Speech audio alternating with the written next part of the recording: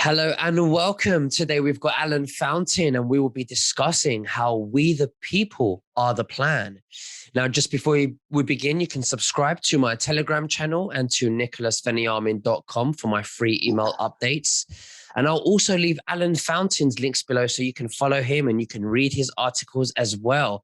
Now, if you're watching this for the first time on YouTube, I will leave the link below in the description for the full interview, unless, of course, we choose our words wisely due to the censorship on YouTube. So, Alan, thank you so much for joining me. How are you?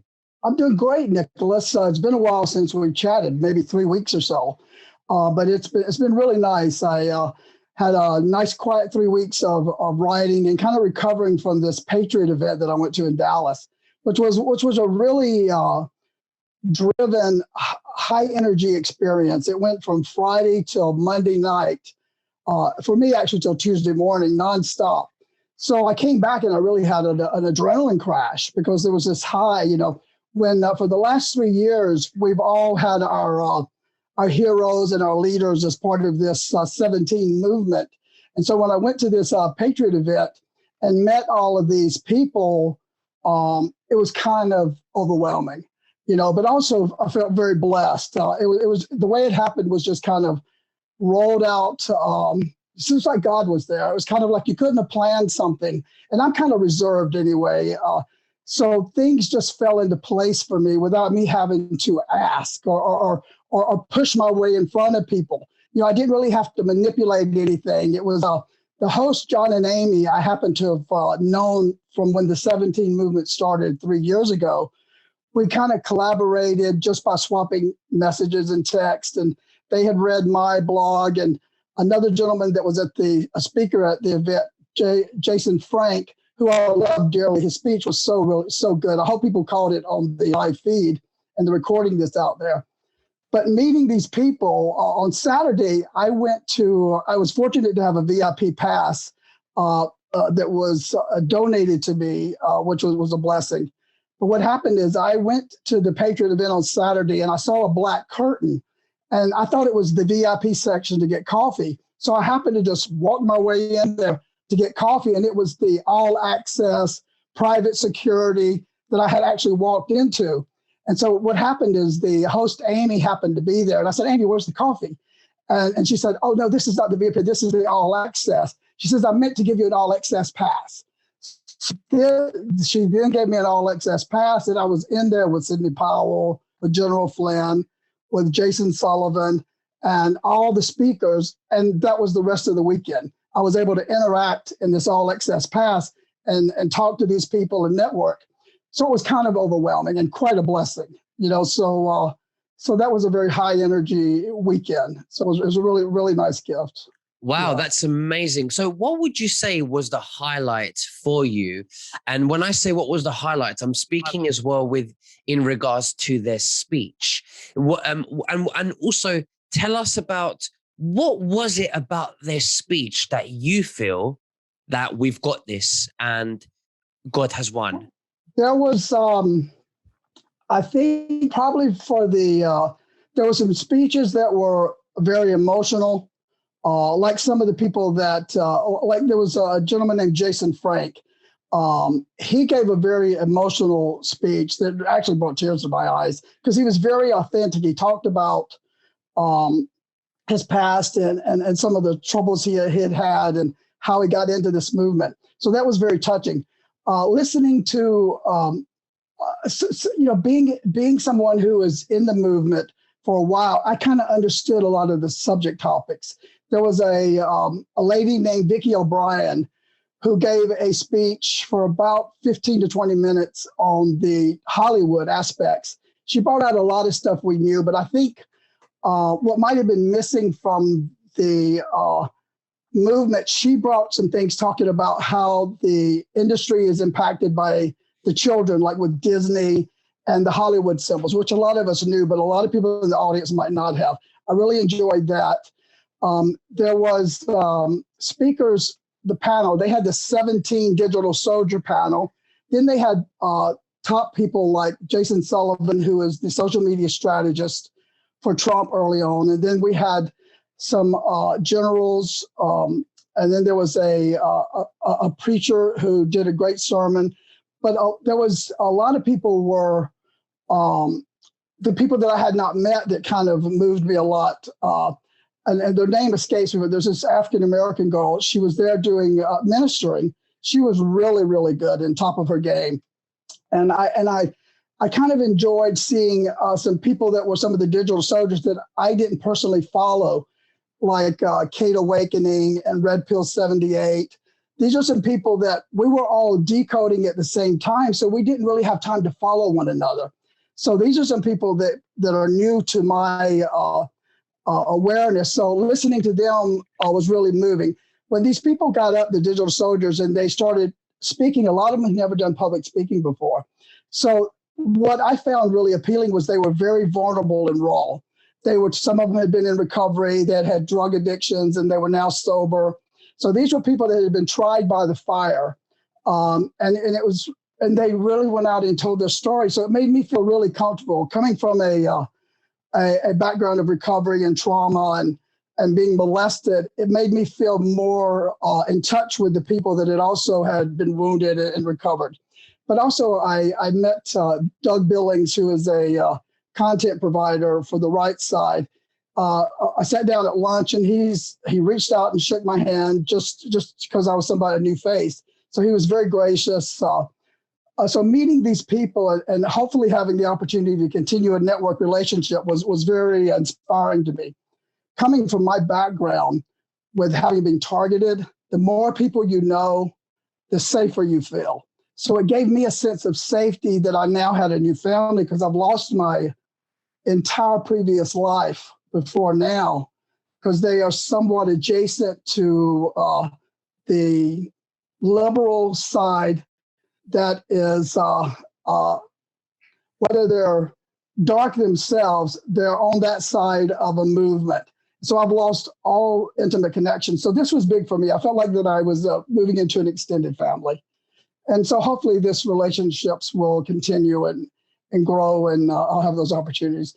And I went up to General Flynn and I shook his hand and told him who I was, but I was very guarded. I didn't want to invade people's spaces. So I just kind of observed a lot. Even though I was standing within 2 feet from all these people all weekend, I waited until the right moment to kind of have an opportunity to introduce myself. But it was a really great experience. Did I you wish you could have been there.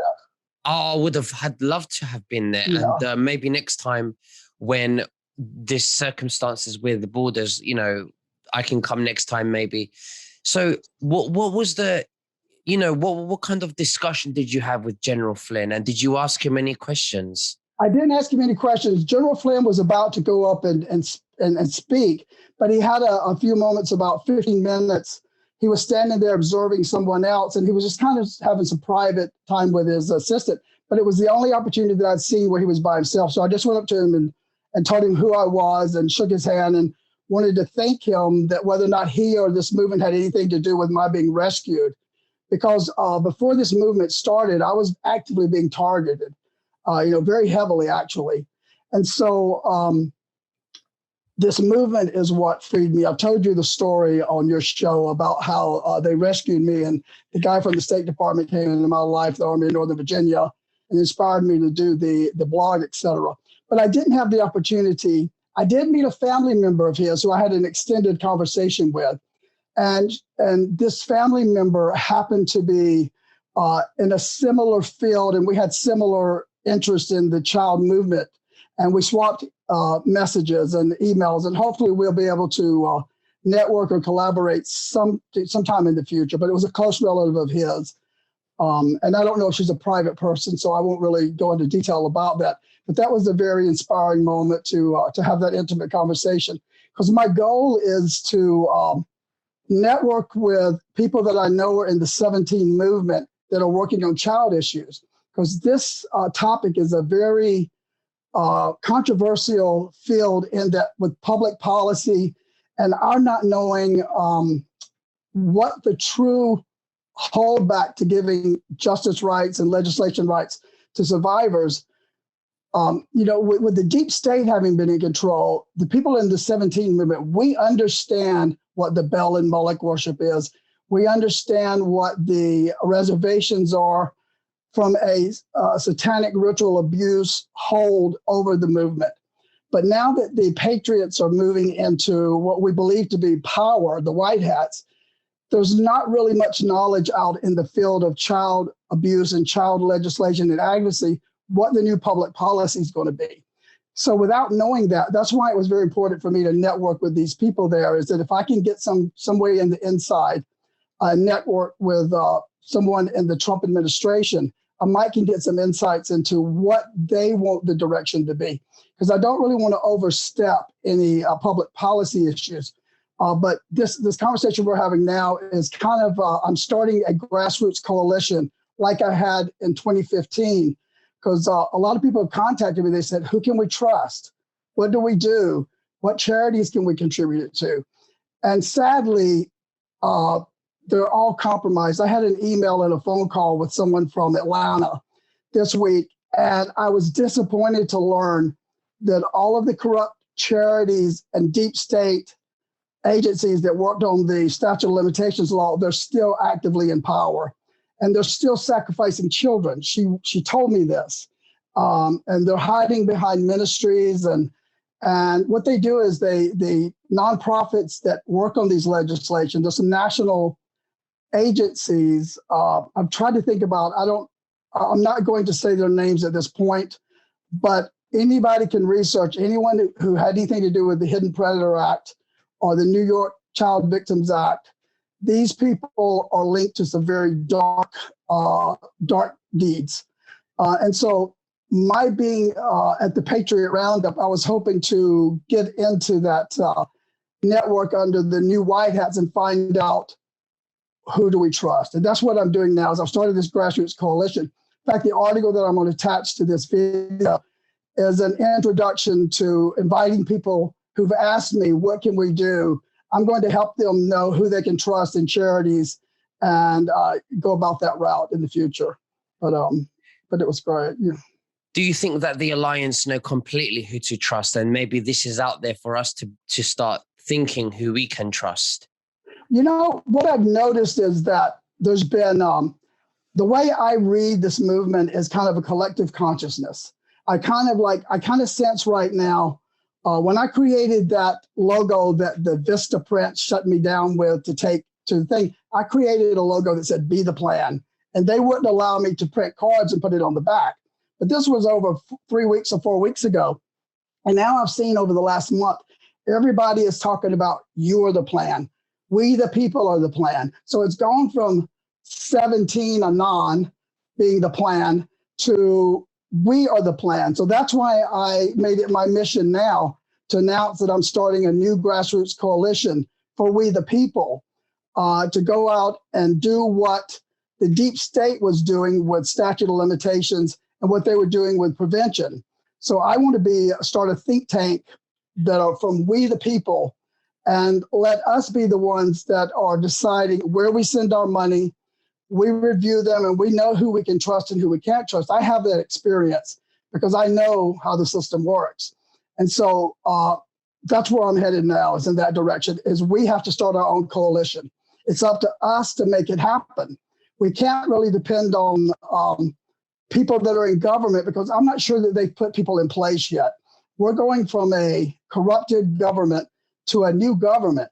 So until we get people that are trained in these positions to know how to navigate these fields, it's a very tricky field. You don't think as a survivor, there's a whole network out there of advocates. If you get on Google and you Google certain advocates or nonprofits, you don't know who is corrupt and who is not. The majority of them are corrupt. So without someone helping you navigate, or either having someone in government having rehabilitated these charities, we're up a creek, you know. And so there's a lot of changes that have to be made, but it's time for us to take back our government. Absolutely. Yeah. So we're coming very close to the announcement of the recounts of, what's happening in the States. And we're very, very close to that. We don't know. It's still a gray area, but we know something's going. We're reading between the lines with what Mr. T is saying. Yeah. 45. So when you say that they haven't found the right people to put them in their place of positions, when do you think they will do that? And why have they left it so late? Well, I'll tell you, this is only my knowledge. I'm sure they could very well be further along than I am aware. My goal is I'm a litmus test for the survivors of childhood molestation and the satanic ritual abuse and being trafficked by the deep state in a pedophile ring. So I personally have not seen justice avenues open up for me. And that's my goal. My goal is to be a litmus test for the public. So as I go out and I seek justice, justice can be different for all survivors. Basically, justice can be whatever allows you to get your power back. I know what that is for me. Every survivor might have a different equation for what it means to get their power back. But I have not felt like that I have gotten justice. I continue losing. Aside from when the 17 movement rescued me from being tortured. That you could consider that a positive step, but it's not justice. So to me, what it means to have proper people in place is to know that there's a public policy point person. I've reached out to the Office of 45 just last week, letting them know that I want to contribute and be part of a think tank or participating in this aspect. But it's very early, so they haven't gotten back. And I've networked with some of the people and sent emails to people that I met at the roundup, but it's still kind of early, so I'm being patient. The next roundup is not until October 22nd, and it'll be in Las Vegas. So I'm hoping I'll have an opportunity to bond and continue networking. But what I mean is there's no point person that I know of that I can contact and say, can you advise me what to tell the people that are constantly asking me how they can help the children? What charities can they donate to? Has the deep state been cleaned out? And according to my recent research of last week, the deep state is very, very heavy in Atlanta, Georgia right now. They're still doing the same behavior. What happens when a nonprofit gets exposed, they just morph into another name. The same people, they're run by satanic ministries that are pretending to be Christian ministries. And they're still doing the targeting of the survivors. One of the survivors contacted me, and she was so excited that she was able to connect with me. She connected with me through you, Nicholas. So I want you to know that you're doing a blessing to people. People are reaching me through you. We got lost through Facebook and separated by Twitter and LinkedIn when they shut us down, but they're finding me through you. So I want you to know that's a blessing of what you're doing. But she contacted me after seeing a post that you posted of mine. And she said, oh, thank God I contacted you and I can find you now. I want to tell you what's going on here. She was part of the movement. This couple was part of the movement when I did it in 2015. She says, I have to tell you, that's not any better. It's just as bad as it was when we were there. And she said, we're all upset that they exploited us. These people that we thought were the true, authentic advocates that are speaking for the children and for the survivors, they are really the deep, deep, dark state. And they're still active. So my saying I don't have a point person is I want somebody within the 45th administration or network that I can talk to, and whether I have to be discreet or not, someone that can tell me this is how we see this moving forward. If I have to be discreet and not tell things, I can do that. But it's just important for me not to, if someone can come to me and share with me what the plan is, I can sit on it and be discreet as long as I have to. It's just important. I can't tell people that we have anything happening because it's not happening for me, So that's what I say when I need a point person. So you say that you emailed Office 45 and because you would like to know how to contribute or how I can contribute. So can you please explain to us and the viewers what is it exactly? In what way would you like to contribute? Well, basically, what I would like to do is I would like to be, because of my background of understanding how there's prevention methods, there's legislative measures. I understand most all the needs of prevention and providing justice for survivors. what happens is there's a lot of survivors out there that are getting what I call Band-Aids. There's not any civil rights or justice rights. The statute of limitations movement is corrupt in America.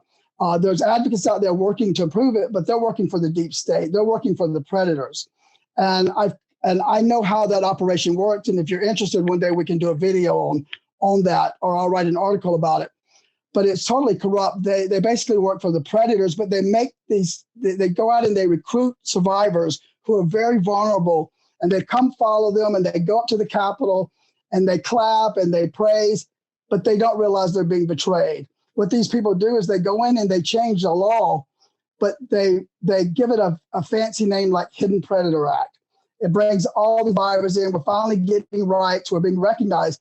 But what they do is they'll go in and they'll write in the arbitrary language something. They'll have a team of crisis actors that are pretending to be the victims.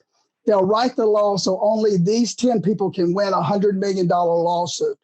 They'll get this $100 million and they'll split it or put it into the deep state coffers. But they'll write the law so that 99% of the public can't qualify for this new law. It'll be written for that one crisis actor team of pretending survivors to win. And they take the money. It's kind of like when they said that when they talked about the Titanic was an insurance opportunity, when they talked about the World Trade Center collapsing, that was insurance fraud. This is another element of insurance fraud in the statute of limitations movement. So what I would like to do is be on a think tank. I would like to work with the 45 administration on a think tank and contribute to what the needs are of survivors and how that can be best served. And also, when appropriate, point out the roadblocks that I've learned along the way that are corrupt. If they can't see them, it takes a very keen eye to see between to see evil. Mm-hmm. Mm-hmm. So you say that the plan is we the people are the plan. Okay, we are the plan. You say be the plan. The plan. Can you give us an overview of what that looks like and what we should be doing as a collective? Yeah, well, there's people out there that are talking about to be the plan from a patriot citizen perspective, far as going into your city council, go into your education board, start out in your local government. There was a great video out, and I wish I had it right now, but it's circulating now, where a gentleman put out a civics lesson, basically, on how to take back your local government and start advocating. So it's important that we form coalitions and people start, instead of sitting back and not participating and assuming that these people we can trust, we have to go out and do it. So I would like to see the WW1 WGA people form their own coalition.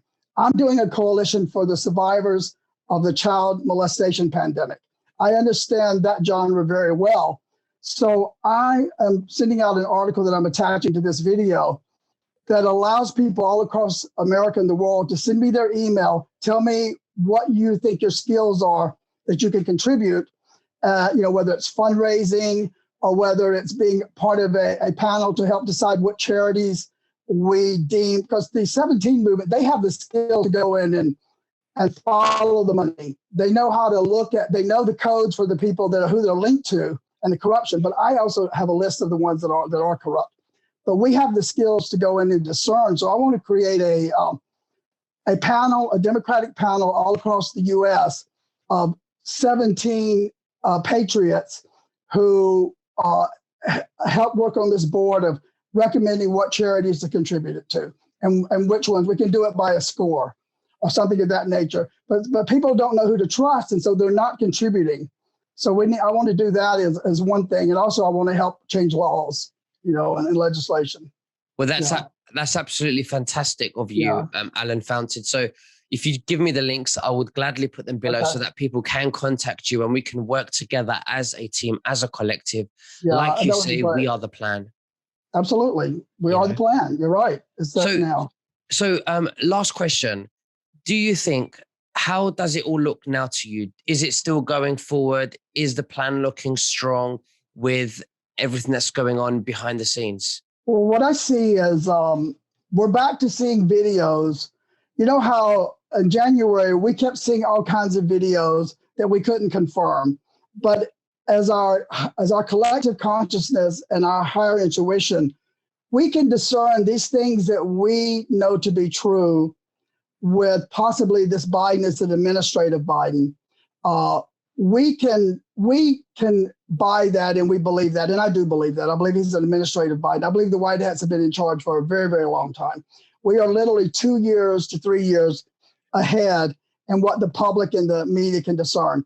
I'm seeing that it coming closer to the media collapsing. I can see the way things are happening. I can see that there's videos out there now with they're claiming that there's more activity in DC. They're talking about the federal buildings are not occupied. And there's all these videos coming out of people doing ground street level journalism where they're going up to the federal building and they're finding no one in the parking lots. So with these things happening, it looks like something is happening. The one thing that gave me hesitant is that Donald Trump scheduled a speaking tour with Bill O'Reilly for December of 2021. So that came out into the media. So that made me think, okay, is that a ruse to throw people off that he's not coming back before then because he's announcing something that is political that would not be actively in an office of the presidency in December of 2021. So that kind of threw me off, but that could have been intentionally to throw people off, you know. But I still see things moving forward. I really do in the bigger overall white hat movement. All the videos and people that I'm listening to that are higher consciousness, that are some of the esoteric, some of the people with the force connections, the people that are connected to the white hats, a lot of that collective consciousness is balancing for me. And I do see validations of this moving it very swiftly ahead. As far as the tangible, we have very little factual evidence that we can walk up and touch, aside from what the street journalists are doing with the, with looking at DC and seeing what's going on, and everything else is conjecture, All we know, it's very exciting when we hear Mr. 45, Mr. T say that he's going to take back the Senate and the House and the White House. Yeah. Absolutely. And I do trust him. That's why I'm saying my loyalty is to 45, and it has been because everything that he has done since I remember right before he was elected, I used to be a Democrat, believe it or not, but it's because the Republicans, the rhinos, I didn't know that they were, in my personal life, I grew up in a town of rhinos, and they were behind my molestation. They covered it up. They were all participating in it. So at that time, I didn't have the acumen or the education into decoding to understand that a rhino and a Democrat were the same party, and when it comes to molestation policy. I thought the Democrats were the ones to turn to get justice, and that was a lie. That was a very big lie, because they are the leaders of the corrupt government along with the rhinos. So I just happened to be in an all-rhino hometown. So I had a negative connotation of Republicans because they were behind my molestation. And they were the ones who were covering it up. But I didn't understand what a rhino was at the time. They were just Republican to me. But now I have the education and the geopolitical skills to know what the difference is. So, great things are coming. I see it happening. Absolutely. I'm impatient. I know, so am I. That's why in our impatience, it's time for us to go out and make this stuff happen. We can't keep sitting around waiting for them to come to us and make it happen. We've got to start this grassroots movement, particularly with the children's issues. Because if we don't, the deep state is still very, very active. They're out there in the charities, and they're in charge still with the charities. So until we know that they have been flipped or that they have been negotiated to come back, which I don't see happening yet, but it'll have to be part of the future. But we have to go out there and be the plan. We have to start coalitions. And I'm going to write an article in this one here about how it starts. And I've done it before.